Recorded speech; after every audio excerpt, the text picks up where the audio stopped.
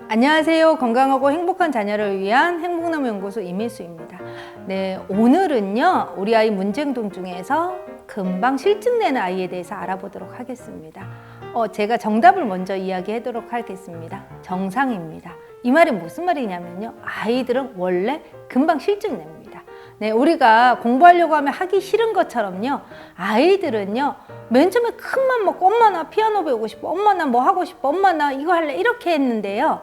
네, 그랬는데 아이들은요, 금방 실증 내는 게 정상이라는 이야기를 제가 드리고 시작하도록 하겠습니다. 네, 근데 엄마들이 실증 내는 아이를 보면서요, 왜 화가 나는지에 대해서 제가 이야기해 보도록 하겠습니다.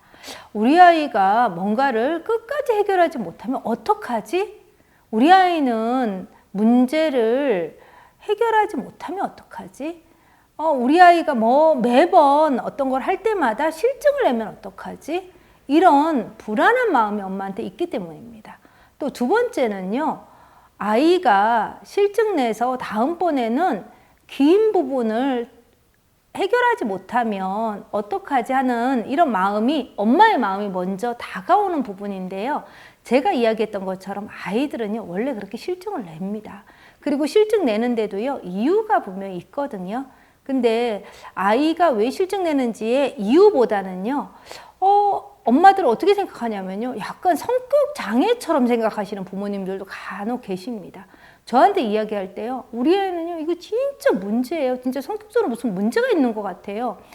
뭐만 했다고 하면 진짜 3일은 못 가는 것 같아요. 뭐 하면 금방 엄마 나 이거 좋을 것 같아서 시작해줘, 이렇게 해놓고 또 실증 내고.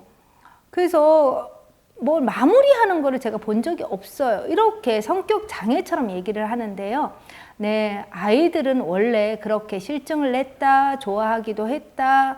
그 다음에 그런 과정을 통해서 점점점 인내심을 가지고, 내가 좋아하는 거는 끝까지 다 힘들지 않고 좋을 수가 없고 힘든 그 과정을 견뎌야지만 되는구나를 우리가 배우게 되는 거죠.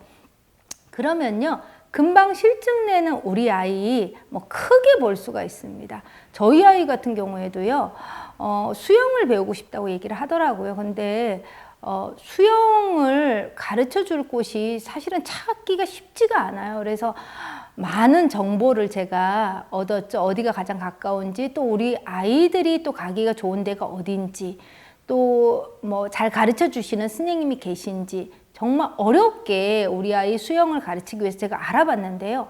아이가 수영을 다니더니 얼마 못 가서 엄마 나 수영하기 싫어, 이렇게 얘기를 하는 겁니다. 그때 제 마음이 어땠냐면요, 정말 화가 났습니다. 왜 화가 났냐면요, 두 가지 원인이었던 것 같아요. 첫 번째는요, 내가 이렇게 힘들고 어렵게 이렇게 수영장을 알아봐 줬는데 내 노력이 아무것도 아닌 거로 돌아가는 게 너무 화가 났고요. 두 번째는요, 우리 아이는 왜 저러지? 왜 저렇게 자기가 원해놓고 실증을 내지? 하는 거에 대한 실망감이 제가 왔던 것 같아요. 그렇지만 정말 중요한 거는 제가 놓쳐버렸죠. 뭐냐면, 왜 아이가 실증을 냈을까? 왜 아이가 하기가 싫었을까? 라는 것들을 우리가 생각해 볼 수 있는데요. 나중에 물어보니까 아이가 이렇게 얘기를 하더라고요. 자기는 정말 수영을 하고 싶었대요. 아이가 TV나 다른 데서 봤던 수영은요, 많은 훈련을 지나서 왜 정말 수영하는 모습이잖아요. 그런데 수영을 배우러 가니까 매일매일 발차기만 알려준다는 거예요. 자기는 수영을 하고 싶은데, 그래서 아이가 그거를 기다리지 못하고, 나 이러다가 내가 원하는 수영은 영영하지 못하고 맨날 발차기만 하는갑다, 이렇게 생각을 했던 것 같아요. 그래서 지루하고 재미없어, 이렇게 생각을 해서 아이가 엄마 나 이제 수영 안 할래, 이렇게 얘기를 했던 건데, 저는 너무 제 감정에만 생각해서 아이에게 화를 냈던 것 같습니다. 어머니들께서도요, 아이가 만일 실증을 낸다, 뭔가를 하기 싫어한다, 이렇게 했을 때는요, 내 감정으로 아이한테 화를 내는 건지, 내 수고로움이 다 물거품이 돼서 화를 내는 건지, 아니면 아이를 진짜 위해서 문제 행동을 고쳐주기 위해서 훈육을 하는 건지 잘 따져봐야 됩니다. 자, 그런데 금방 실증내는 아이를 위해서 우리가 예방법이 몇 가지 있는데요. 제가 말씀드리도록 하겠습니다. 자, 여러 가지 중에서요. 오늘은 한 4가지만 말씀을 드리도록 할게요. 첫 번째는요. 실증 내지 않으려면요. 아이가 좋아하는 거로 선택을 해야 됩니다. 아이가 좋아하는 거로 선택을 해도 아이가 실증 낼 확률이 높지만요. 아이가 좋아하는 거로 했을 때는요. 실증 낼 확률이 훨씬 더 적습니다. 그리고요. 힘든 과정을요. 참을 수 있어서 그 다음 단계로 올라갈 때도요. 아이가 좋아하는 거로 선택을 했다면요. 엄마가 옆에서 지지해주기 훨씬 더 쉽습니다. 그래서 첫 번째는 뭐냐면 아이가 좋아하는 거로 선택하게 한다. 그런데 이거는 하시면 안 됩니다. 아이가 좋아하는 걸 선택했을 때요. 아이가 엄마 나 이거 힘들어 하기 싫어 이렇게 얘기했을 때 너가 선택해놓고 네가 그거 하고 싶다 했잖아. 그래놓고 왜 싫은데 왜? 이렇게 아이한테 책임 전가를 시키는 거는요. 좋지 않은 방법입니다. 네, 두 번째 방법은요. 네, 아이와 연습 시간이나 이런 것들을 조금 계획해 보는 것도 좋습니다. 너가 지금 수영을 배우기로 했어. 그러면 수영을 배우러 간 후에는 조금 쉬는 게 좋을 것 같아. 배우러 가기 전에는 이렇게 하는 게 좋은 것 같아. 너가 힘든 날에는 엄마가 수영장까지 같이 가줄 수가 있어. 아니면 너가 수영이 끝났을 때 엄마가 우리 승현이 수영장 앞에서 엄마가 기다리고 있을게 라든지 다른 요건을 조금 통해서 아이가 조금 더 즐겁게 할 수 있도록 하는 게 중요하죠. 왜 우리 필기도구 저도 가끔 바꾸는데요. 공부가 잘 안 될 때는 필기도구를 한번 바꿔보는 것도 공부에 도움이 되잖아요. 이것처럼 아이와 이 활동을 조금 잘하기 위해서 옆에 있는 주변 관련된 것들을 조금 점검해 보는 게 중요합니다. 다음은요, 3번째인데요. 아이가 약속을 지키지 않았을 때 화를 내는 게 아니라요. 엄마가 좀 설명해 주는 게 중요합니다. 아이들은 이렇게 생각해요. 내가 뭔가를 잘못해서 엄마가 화를 내잖아요. 그러면 엄마는 네가 잘못했으니까 엄마가 이거를 바르게 알려주기 위해서 화를 내는 거야, 이렇게 말해주는 거야, 이렇게 절대 받아들이지 않습니다. 뭐만 받아들이냐면요. 엄마는 맨날 나한테만 화내. 이렇게 생각을 하는 겁니다. 그렇기 때문에요. 아이가 뭔가를 꾸준히 하지 못해. 아니면 중간에 뭔가를 포기하려고 할 때 화를 내서 문제 해결을 할 수 없다는 거 꼭 기억하세요. 자, 엄마는 아이한테 감정을 화를 내면서 아이를 설득하거나 얘기를 해주는 건데요. 아이는 뭐만 기억한다? 엄마는 나한테만 화내. 엄마의 화난 감정만 기억하게 되는 겁니다. 또 다음 방법은요. 우리가 아이를 설득하거나 아니면 훈육할 때는요. 비교하면서 얘기를 합니다. 승현아, 너가 지금 수영이 하기 싫은데 옆에 보니까 누구는 아니면 누나는 하면서 제가 얘기를 하네요. 누나도 옛날에 피아노 배우기 싫었는데 그때 잘 참고 해서 지금 피아노 진짜 잘 치잖아. 승현이도 누나처럼 지금 힘들다고 포기하는 게 좋을까? 아니면은 더 쳐야 될까? 누나도 어떻게 했어? 이렇게 비교를 하면서 우리가 얘기를 해주는데요.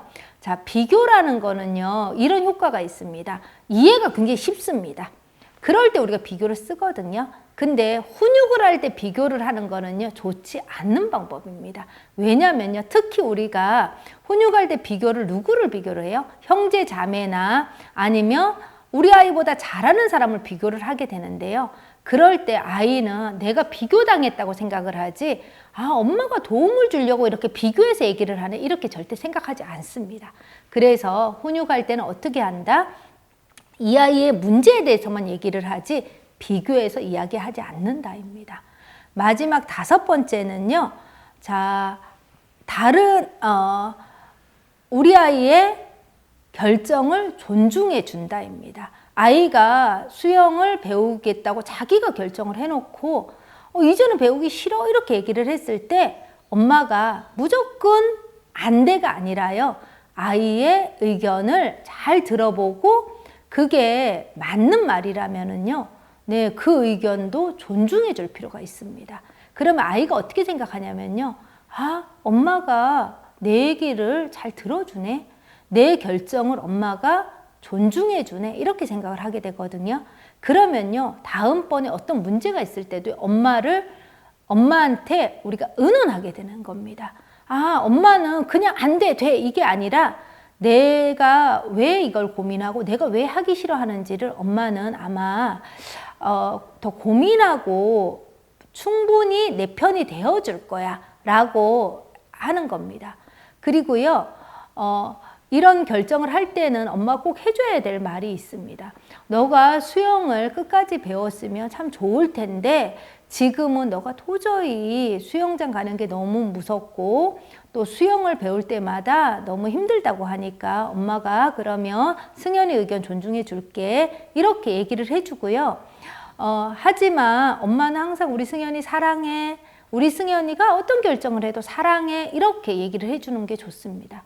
왜 그러냐면 아이들은요, 자기가 뭔가를 실증 냈을 때 엄마가 나한테 실망하지 않을까, 나를 싫어하지 않을까, 내가 이렇게 해내지 못해서 엄마가 나를 싫어하면 어떻게 하지, 이런 걱정을 하게 되거든요. 우린 전혀 그렇지 않잖아요. 네, 아이가 뭐 그게 뭐라고 그렇게 생각을 하는데요. 아이들은 그렇게 생각하지 않습니다. 그래서 아이와 이렇게 문제 행동을 해결할 때는요, 어떻게 한다? 아이한테 그래, 너의 의견을 엄마가 존중해. 그렇지만 다음번에는 우리 조금 더 신중하게 한번 결정을 하고 힘들지만 좀 잘 이겨내 보도록 해보자. 자, 이번에는 우리 승연이 의견 엄마가 존중해 줄게. 그리고 승연아, 엄마는 승연이가 어떤 결정을 해도 엄마는 우리 승연이 항상 사랑해. 언제나 언제까지나 엄마 우리 승연이 사랑해 라는 말을 잊지 말고 꼭 전해 주시길 바랍니다. 네, 오늘 금방 실증 내는 우리 아이에 대해서 조금 단순히 장난감을 가지고 실증 내는 게 아니라 뭔가를 배울 때 조금 큰 목표를 가지고 실증 낼 때에 대해서 이야기를 나눠봤는데요. 네, 엄마들이 꼭 잊지 말아야 될 게 있습니다. 네, 우리 아이가 어떤 행동을 해도 엄마는 아이를 사랑한다는 걸요, 아이에게 꼭 전해주시기를 바랍니다. 네, 다음번에 다른 영상으로 또 찾아뵙도록 하겠습니다. 감사합니다.